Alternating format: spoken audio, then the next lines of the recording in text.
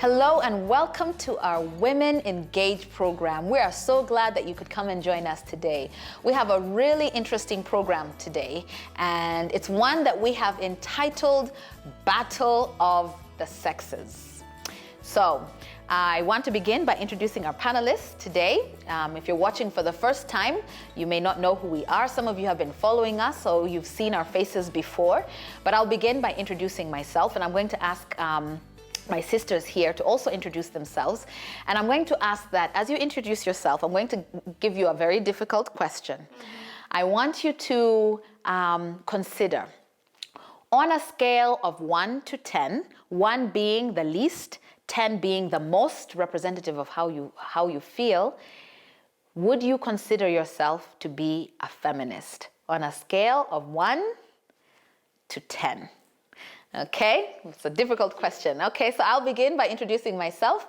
My name is Jocelyn Isabirie. On a scale of 1 to 10, do I consider myself to be a feminist? I would say 5, somewhere in the middle. Wow. My name is Rose Misati. On a scale of 1 to 10, I would say 8 out of 10. Okay. I'm Molly Odoyo. In a scale of 1 to 10, I would actually say I don't know, but I think I'll tell you as time goes on. Okay, all right. My name is Debbie Maloba. On that question, let me scale for 6. And I have a reason. Okay, yes. All right. Okay, so I know that was a difficult question. Yes, because I think the first question is, what is a feminist? Yes. And I deliberately use that term because it's a very big word now. It's out there in the media. It's being studied in schools, you know, this feminist movement and this thing of women empowerment. And I could see the hesitation, you know, especially from Molly, because it's difficult to gauge if you don't know how. So maybe, Molly, we can start with you and tell me what made it difficult for you to even put yourself on that scale. I've seen in so many places, especially in Kenya, that we've encouraged women power so much that they're actually forgotten. It's like they're competing against something. They want to achieve, and then they end up losing the most important thing, which is humility. You know, and the divine power that made them get to where they are. They think they're the ones who are in control, and they actually can control the world. They can control their family, they can control their siblings, they can control the organization. It's a good thing, but it's not about them. It's about the people who are around them too. So when you are growing, you grow the people around you, grow for the society, not for yourself. Yeah, so it's a good thing at the same time with moderation. Okay, yeah. Interesting. I'll come to you, Debbie, because you said there's a reason for your 6. Yes, yeah. I think it's not a bad thing to empower women. A feminist, for me, I take it at an extreme. You see, when you say feminist, you do everything because you, according to the gender, because you are a woman. While there are things that you are supposed to do so that you become complementary to men. But as Molly said, we need to be careful. And we don't have to generalize because it depends on your background. Okay. Yes. I'll come next. That's why I gave you my 6. Okay. Yes. I'll come next because my 5 is closer to your 6, and then we'll finish with Rose because hers was a slightly higher. So I put a 5 there, just somewhere in the middle, not on either extremes, because on the one hand, I think that it is important for us to empower women, because there are certain aspects of our history, whether it's worldwide or here in Africa, where we have seen that we need to make strides forward in empowering our girls. I was doing some reading, and I found some interesting statistics, that we have had great strides in realizing women's rights in Africa. For example, female participation in African legislation now is a reality in many countries. And in some countries, it even surpasses, like in Rwanda, it even surpasses the developed countries. And there are now provisions on sexual and gender-based violence, economic, social, and cultural rights, and non-discrimination in constitutions and policies across our country. And I think these are very important because these are real-life realities of what our women and even our girls are living with. And so I think that it is important that we're moving in the direction where women can be valued in their rights as human beings. And it's also true that to some extent women have been denied full employment of their rights. For example, in 6 of our African countries, there's no legal protection for women against domestic violence. There's no legal protection. Your husband can batter you almost to the point of death, but you have no legal recourse, So we still have these practices that I think we need to fight for. Our girls, we need to fight for our rights as women. And so, yes, I believe in that. But I couldn't go beyond the 5 because I felt like sometimes there's now a balance that has failed to be maintained, where being a feminist means that I am female and therefore I am against male. Yes. And that's why we've entitled our topic today, Battle of the Sexes. Yes. Not because I'm advocating for the battle of the sexes, but it's almost like it's become a battle where the women were fighting against men instead of just trying to find our place as human beings. Because really, I think that's what, for me, feminism should have been about. Not about empowering the female at the expense of the male, but just acknowledging the humanity of all human beings and making sure that all of us are able to fulfill our potential that God has placed in us. So that's why I put myself at a 5. I didn't want to go too much, but we'll let now Rose tell us. She put herself at an 8. Yes, I put myself at an 8 because for me, feminism is about empowering the woman so that she can make choices. I do believe that the power of a woman lies in the quiet and the meek spirit that Paul talks about in Scripture. There is no woman without a man, and there is no man without a woman. In that way, we complement one another. At least in the context of marriage. In the context of marriage. Yes. I do not believe that if the woman is stronger, then the man will be weaker. I believe there can be a win-win, where both of them are strong in their areas that God has gifted them. And, there are both historical and biological vulnerabilities in women that they need protection and they need to be empowered. For example, many of our societies are highly patriarchal, even in our church. It's not every day that you see a woman, standing in the pulpit and preaching. In fact, one pastor recently told me that in his country, in Africa, he said when they meet in a congregation, a woman cannot pray, that they feel women are defiled. But in their home, they are leading in worship, but when they reach church, a woman cannot preach, a woman cannot pray. And also, when we talk about biology, women go through monthly periods, pregnancy, childbirth, and child rearing. Those are periods of vulnerabilities where a woman needs to be supported and they need to be protected. And even in physical strength, men were created to be the head, and they're the key decision makers in homes, even in government, in churches, and in many places. And so it's a good thing, but sometimes it can be misused to oppress the women. Because also, just going back, many of our cultures, I believe majority of them, there is preference of the male child. Whereby you find a family has girls, eventually when they get a male child, they say they have now given birth to a human being. Yes. And there's celebration, like the others who are not human beings. How are the girls supposed to feel? Yes.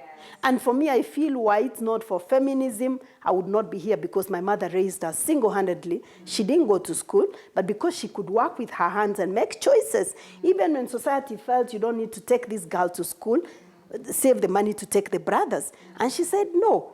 And she took us to school, and now we can make choices. So that even in situations where there's abuse, you can decide whether to stay or to leave, but not to stay because you have no choice, but to stay because you have chosen.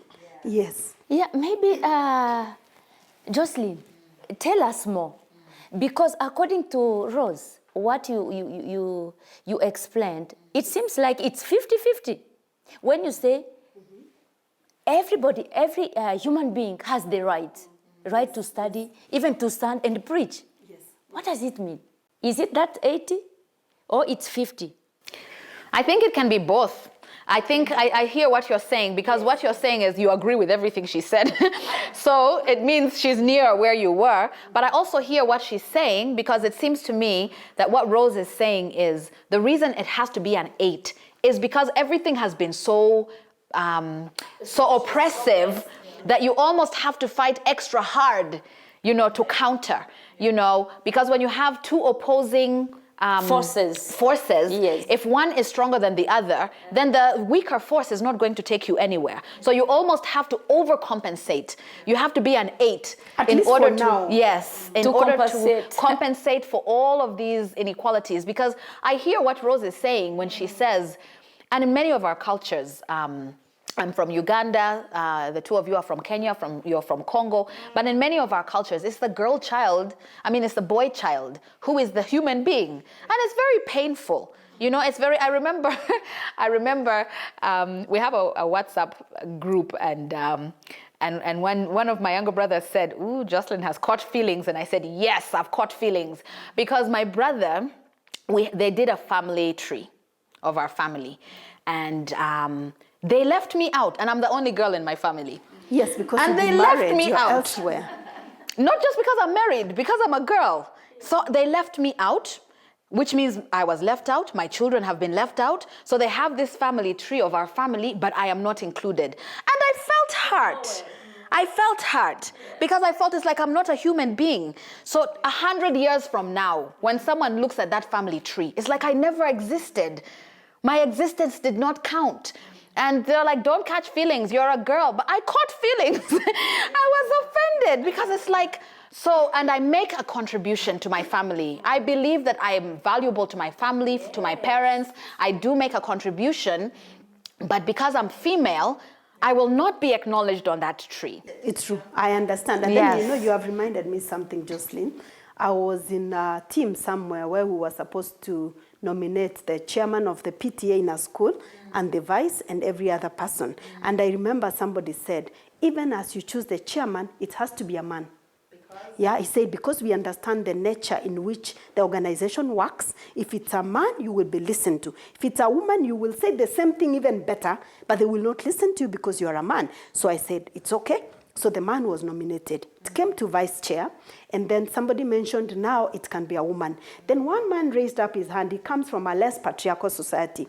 He said, "You know what? I don't care. I'm choosing Rose. Not because she's a woman, but I would have wanted her to be the chair. But because you have insisted it has to be a man, it will be somebody else, but it will be Rose. Not because she's a woman to be vice chair, but because I believe she's capable to even be a chair." And so we were nominated. But what has been happening is that you will find that I have been supporting the chair, and even says, you are doing the bulk of this work, because they felt I need to be here because I'm a man. And I'm not whining or fretting or complaining, I'm supporting. But when I look at it, I say, is this how I would like my grandchildren to grow up? They have the competencies, but just because they are wearing a skirt or a dress, they can't be the chair. Really? Seriously? Who does that? So it's interesting. It's really, really interesting. So we see that there is a need, at least those of us here, I don't know what our audience is from their experience, but we see from even our own personal experience that there is a need for us to be affirmed as women, to be encouraged, empowered, for lack of a better word. But at the same time, I think going back to now what Molly was saying, there is a danger. Let's talk about the danger that comes from this movement to empower women. What are some of the challenges that have come that we might think, now maybe this is not necessarily a healthy thing, even for us as women? Yeah, I think we've concentrated so much on the girl child, and then we forgot how to educate the men to deal with us. So you find that the lady is taking too much strength and striving to reach a full potential, where the boy there is sitting and in wondering, like, what do I do with this girl? I can't bring her down. I can't compete with her. And the responsibility she's maybe is supposed to take up at home, nobody has ever taught him. So in the process, you find like they actually, there's nobody who's coming to mentor them. Actually, there's nobody who's telling them how to cope with a strong woman. Somebody who's getting to a full potential. And most of our cultures actually don't teach us family values, even sister-brother relationship, husband-wife, you find yourself with a brother, and then you're expected to grow up. And then you find a way of balancing. How do I treat my sister? Your mom will tell you don't do that, but she'll not tell you this is how you're supposed to handle your sister. You get married, your mom will tell you like, keep off men. You keep off men, and then you get married and they tell you, be the best wife, And then so you wonder how. So same to the man, yeah? Like if you go out with this lady, you make her pregnant and then you'll marry her. Now you are married. And now you married her, she was a secretary. Now she's a professor. How do you grow together? Yeah. So I think the thing is how do we ensure that the society empower women and empower the man so that they deal grow with together. a strong woman. Yeah. When the lady is getting strong, the man is getting wiser. But you can't leave the man who was maybe the same stage when you are stronger. It won't work. I think that's a very important point, because we usually we learn through modeling. We look at, we learn to speak by imitation. We learn to be men by looking at the men around us. We learn to be women by looking at, and I think that's a very important point, because if you've been looking at a generation where my father was more powerful than my mother. He's more educated than my mother. He earns more than my mother. So the dynamics are very different. So I don't know, my son will not necessarily, maybe not in my own situation, but generally speaking, I think the point you're making is the men don't know, haven't been taught, can you be a strong man when you have a strong woman? Exactly. Because, yes, that complements her. Because, not compete. Because in the past, what they used to see is a strong man and a weak woman. Yes. We traditionally had a more subservient role, and so our sons would see us in that role. Exactly. And now they don't know how to be a man in a situation where the wife is not in that role. So I think that's a very important point. What other challenge do we have from feminism besides that? Let me just add to what she has said. Yeah. It has reminded me, last year we had a convention. We had more than 800 girls, young girls. Now we wanted to empower them so that they know that they have also to contribute to the development of their society, their community.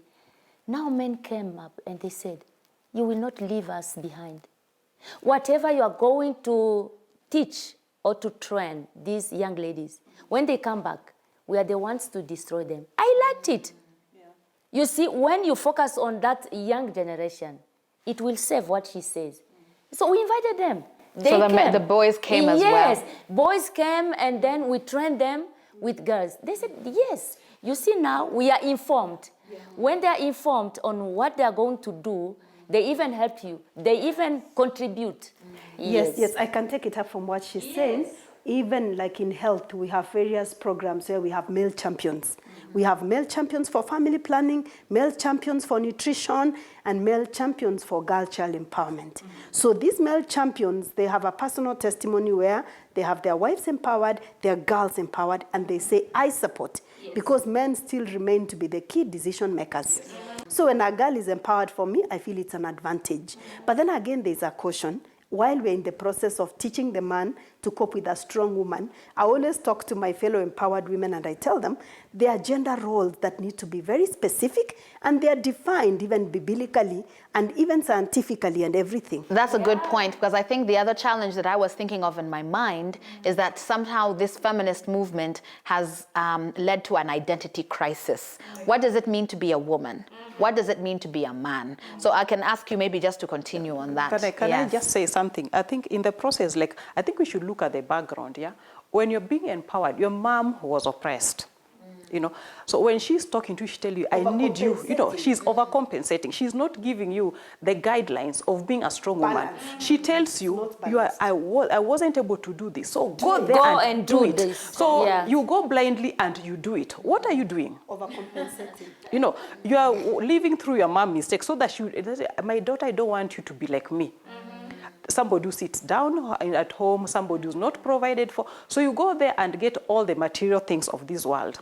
And then what your family suffers because she never told you after you've gotten all this, come back and use this to empower your family and make your family healthier and together. So you go there, you give it your all because that's what you're supposed to do. You don't want to be like your mom.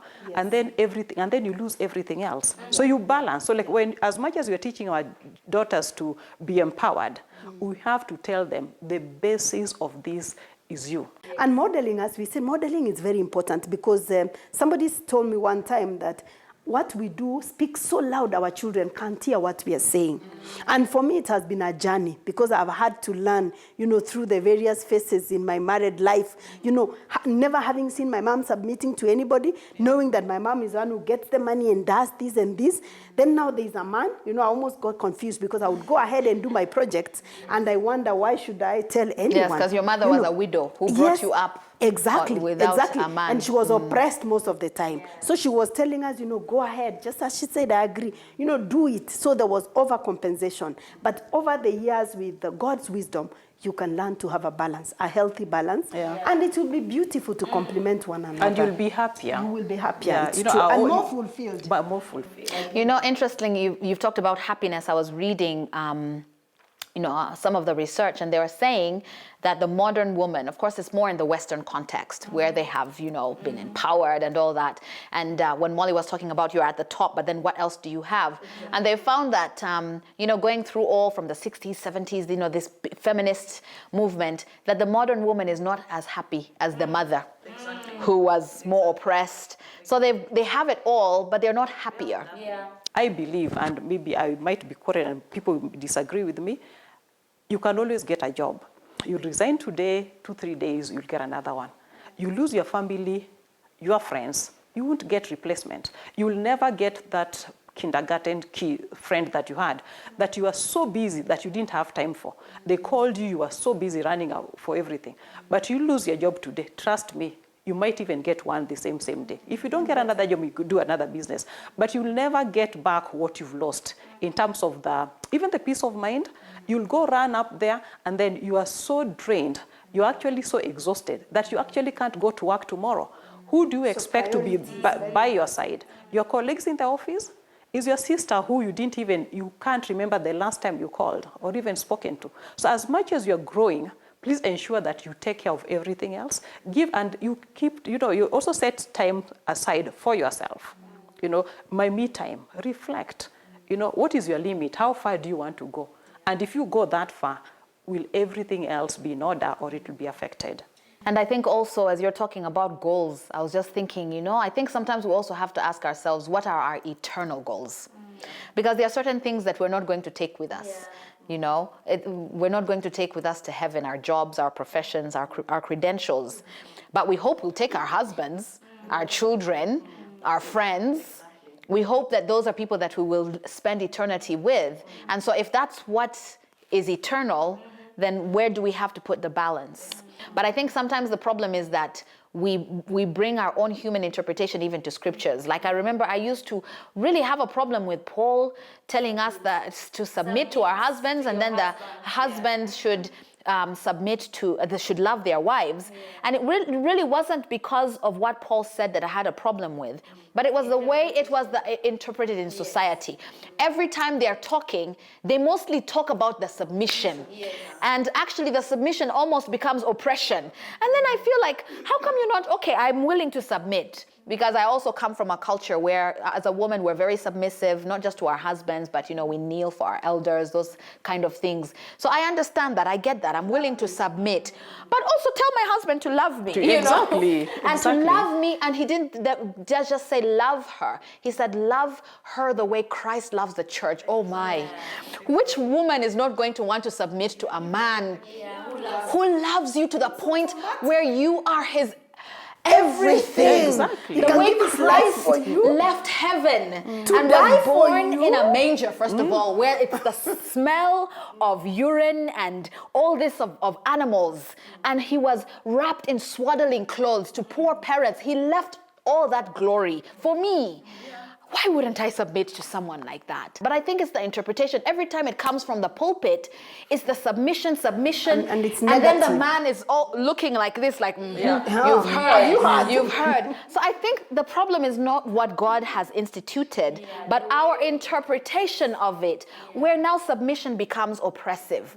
And so, as we finish, I want you to just think, if you have a sister, a daughter who is watching us right now, and they've heard us talk about the battle of the sexes, and I think we've agreed this is not really a battle. Let's stop fighting. What last message would you give them? I'll start with you. Yeah, let's show love in everything we do. Let's have that feeling of complementarity. Whatever we do, we have differences, but when love comes, it breaks everything and it covers everything. Even the submission we are talking about, you will not feel it because we love each other. Being empowered is not a competition. You're not competing against anyone but yourself. So when you grow for yourself and for the glory of God, so that you can meet your full potential. Yeah. I would like to speak to the girls out there that God created us with an individuality to nurture and to develop for His glory. Find your purpose and go for it. Let no one change you as a person. It's a beautiful thing if you're in a marriage relationship to be loved and to submit. It comes automatically. However, the ideal picture is whereby the man acknowledges the lordship of Jesus Christ and submits, and the woman submits to the man, and they both submit to one another. It's a beautiful thing, and I hope we all find that balance. Then we can be able to enjoy fulfilling relationships. And my word, to add to what my sisters have already said, it's not a battle. God did not create Adam and Eve to fight. And it is the difference between us as male and female that actually makes us stronger. So let's embrace it and let's grow one another. So each of us, males, females, daughters and sons of God, can meet our full potential that God has placed in each and every one of us. So thank you so much for joining us today in our discussion. We hope it's made you think and reflect a little bit. If you wish to engage further with our topic and with one another on the topic, remember to look us up on our Facebook page. Look for Women Engage. Until next time, God bless you.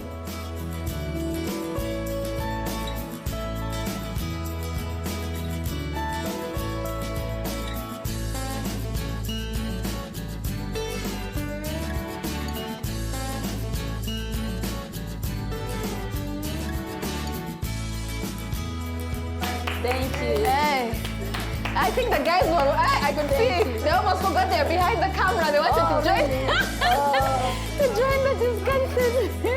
Thank you very